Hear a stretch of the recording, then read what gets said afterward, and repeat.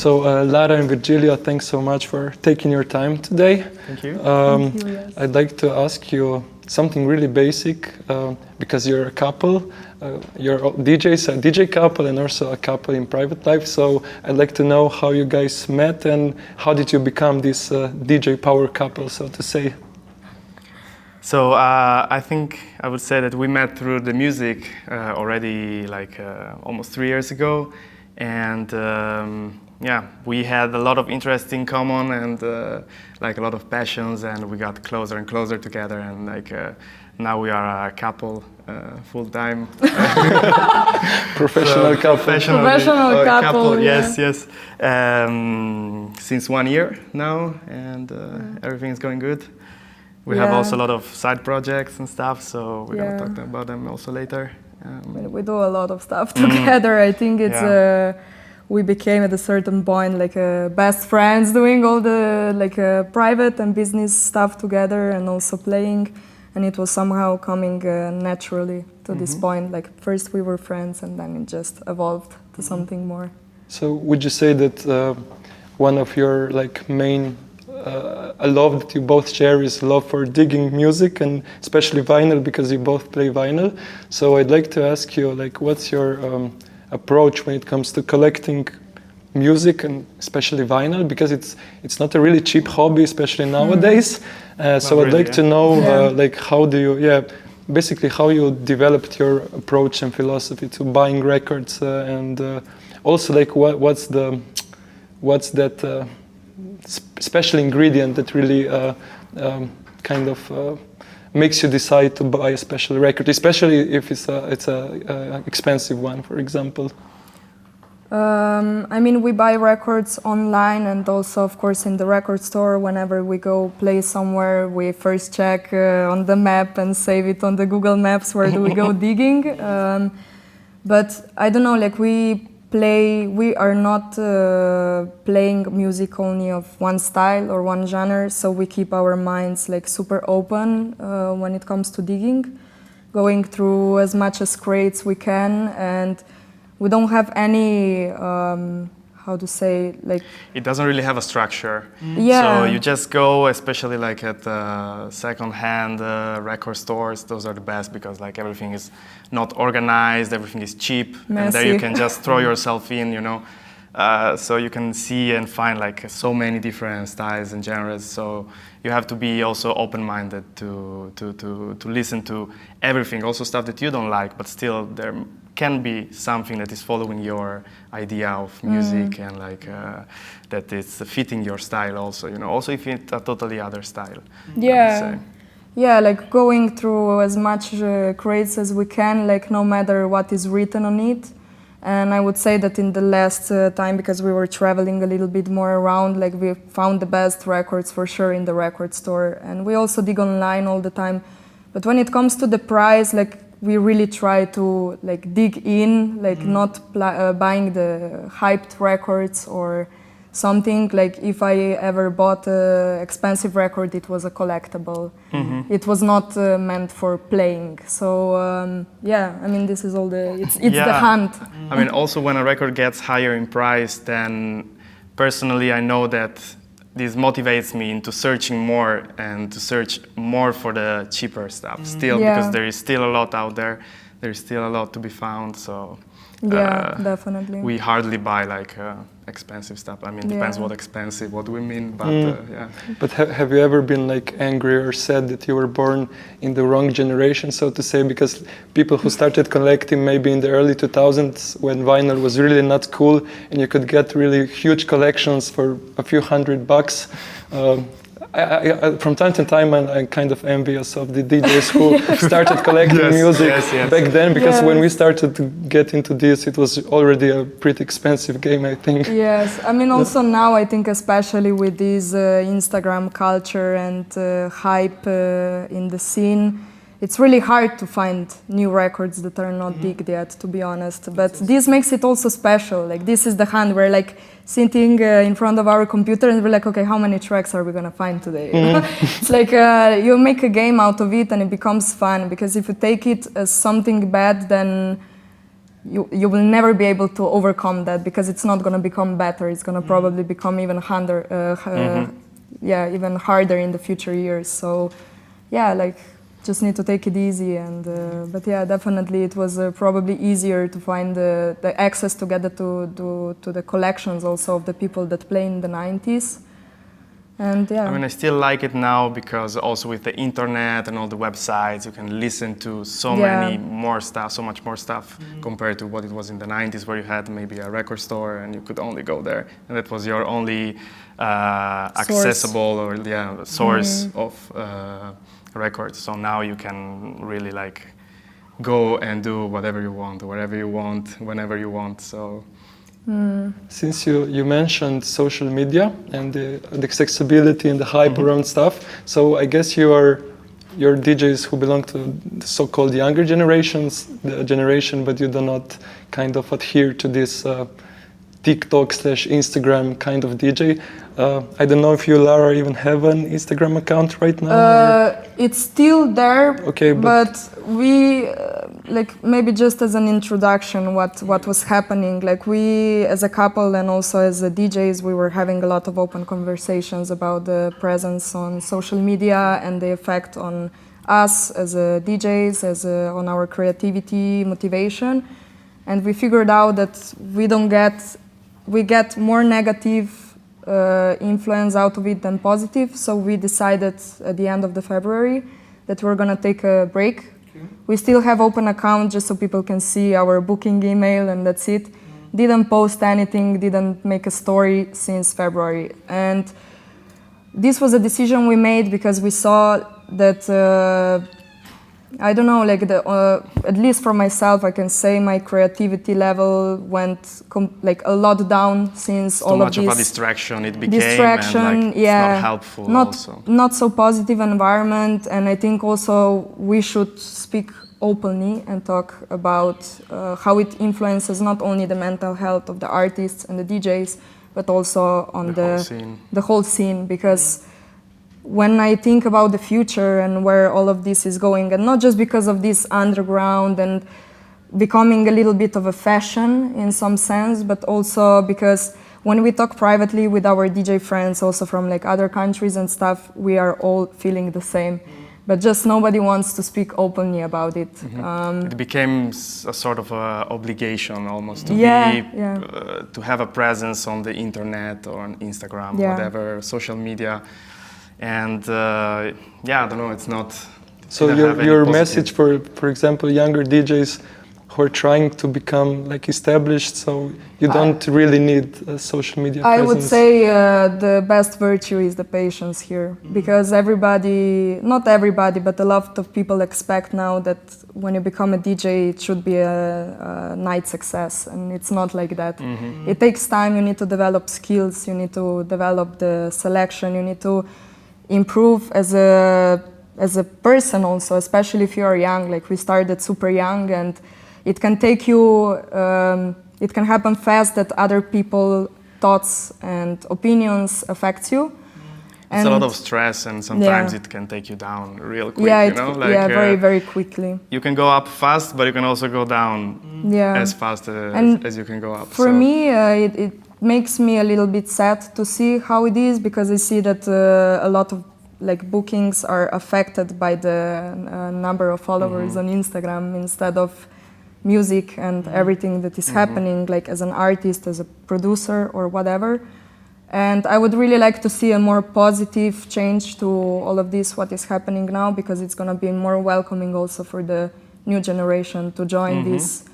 And also people struggle, that's the thing. And I think we should speak openly about all of this stuff, because we don't want to have a scene of DJs that are struggling mentally. And it should start as a hobby, like collecting records is such a good thing. It's so helpful, it's so nice, like listening to the music you love, and then it can develop.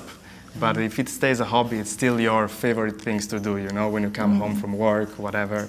It's still like putting a record on, then it's your evening can start, with a smile. Yeah, and it also takes time in the end. Like people were playing for 20, 30 years before starting touring around and stuff. And now people expect that because of Instagram you can become a success overnight, and yes you can, but like how sustainable is this on the long run? So there are actually many DJs nowadays who, so to say, started playing yesterday and now they're playing the main stages at the biggest festival. They don't have the skill, neither the selection for this, but the industry kind of pushes them, and also puts them in uncomfortable situations. I mean, you also need to be ready because it's a big pressure, like mentally, like all life can change over the night, and I would not want that for myself. Like if it happens organically, not forced. And I think that's the best way to do it. Because you grow together with your passion. And exactly. Well, let's circle back to your collection. I wanted to ask you if there are any maybe specific artists or records that never leave your crate, or are there like any tracks that you like really kind of return to when you're playing your sets, or do you like adapt to the situation when you're playing? Depends, because like depends on the gig, on the what you expect from it, you know, like so you select your 50-60 record for the night, and sometimes you go back to some things, like mostly you play the latest things you found, especially like I do this, but always like a part of the bag is dedicated to the like old timers that are like I don't know, probably stuff that I play for 5 years, then you forget about them for like 1 year and then you go back to them. You know? It's But are there like any specific tracks that you would like to name drop maybe that immediately come to mind? I don't know. Oh well, there was actually the album from McCarthy. Yes, that we found in my collection, like a triple LP, and like when we listened to it at my home, like I totally forgot about it, and we were like, oh my god, this is so good. But again, like, as a collectible, like it's not like we take these records to play, but there. I played one track once actually from the yes, but it's not like you have it in your bag all the time. Like it was 7 years but ago. Mostly I would say like these are the records that we enjoy listening at home and like have maybe a different sentimental value to you. But yeah, we try to keep our music fresh all the time, and maybe like we play mainly old stuff, but maybe here just to like few artists that we really like now from these newer generations or whatsoever, and that we also play their tracks. It's definitely, you can say, for the because we have a label also, Private Lane, and we release like friends and stuff. So your own label. Yes. Yeah, I didn't know that. Private Lane, and like we released music from Eros, DJ Void, and also like go check them. Really good music. It's really nice. And then from Slovenian scene, for sure, Elias, Vano, and also Nuncio, our friend DJ Slot. All not so known, but the level of production, the it's quality amazing. Is high, yes. Like we played in like a podcast or also on the parties. Like last year, from the Private Lane just came the record out. I played it for label, the first time. The promo copy, the promo copy. Tested on the garden stage. It was amazing. So you kind of already explained your approach, and the next question is related to tomorrow's back-to-back. So I guess, like listening to you, I see that you guys play records at home all the time. So I guess this is also how it comes to, well, like what's your approach when you like, for example, for tomorrow's set, do you have like a specific vision, or I don't know, is there any structure set up in advance? Like we know like more or less what the vibe is gonna be, and so we try to pack our bags looking at that, you know, like so we for sure are gonna respect our own styles, like housey and groovy and deep music, but like I don't know, we don't really prepare anything at home. Also, it's not true that we play like a lot. Much we home, listen you know? More than play because we really enjoy like to listen to records that we don't usually hear when we play,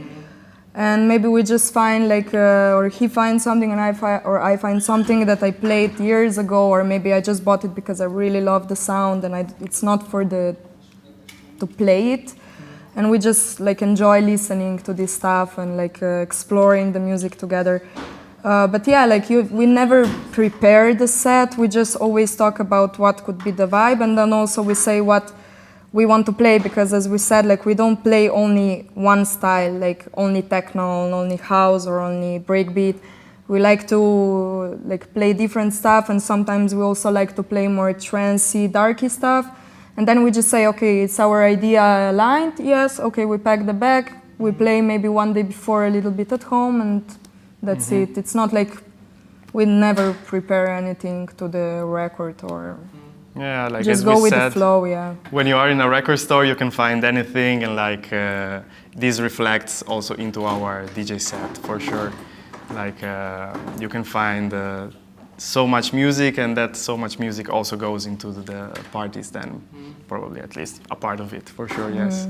So you guys are based in Trieste right now, and Yes. I wanted to ask you, like, what are your international ambitions at the moment? Are you mostly playing in the surrounding Slovenia, Italy, or also like active outside?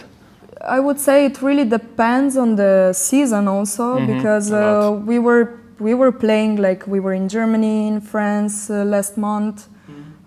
We played in Italy also in the last year a lot, some gigs in Slovenia. So yeah, we are like slowly expanding, but yeah, that's it. Like nothing too much, but we also enjoy to go place to meet new people, see how other clubs are working, being in different situations. Yeah. Are you also open to like working with agents maybe, or are you still? Is it better to be on your own? I don't know. For now, it's enough. Now is good as we are doing, I think. Maybe like, if we also would it's nice with direct private contact from the bookers and stuff. So if it would happen that we couldn't handle alone, then yes. But also like just talking with other people, friends that have agents, it's really hard to find the agency that you would really connect to. So we would not like to jump too fast on the train, and if it comes to that situation, we would really think about it if this is the right choice. It becomes like a work collaboration, so you need better be at the same on page, the same level, the same. Otherwise, I think it can't work properly. Can be difficult, yes. But yeah, we will see. For now, it's fine like that. Okay, one final question. It's not that unusual that DJs or musicians also have like a side hustle, and you guys also have your own clothing brand called Groove Wear. You also have a stand here at the festival. Yes. And I wanted to ask you, like, what's your vision with the project, or like, how did it come about? We started because we like also with our jobs, daytime jobs, we try to fuse together our two main works. Like I'm a designer and an architect. She's a web developer and a market manager, digital marketing manager.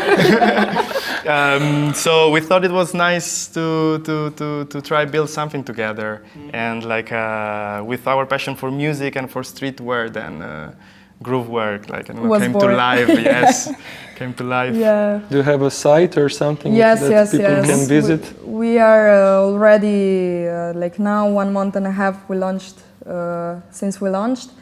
We were starting building the brand last year already, but we wanted to do August. everything properly from the branding, because it really is the main point is the music and love for the 90s. Also, our designs are like rave flyer inspired, and the love for music. Woo! Oh. Okay, that was a lot. Dramatic ending. Can we publish this? Because I think it would be epic for Facebook. What happened? Oh my god. Fuck. This was I a bit truly shook scary. myself. Yes. It was like my heart went into my pants. So yeah, I guess this is the sign from nature that we have to wrap it up. Yes. So Lara and Virgilio, thanks so much for taking your time. I'm definitely gonna check your stand and you so also much. your set Thank you. tomorrow. So Thank you for good luck with inviting your us. set. Thank you.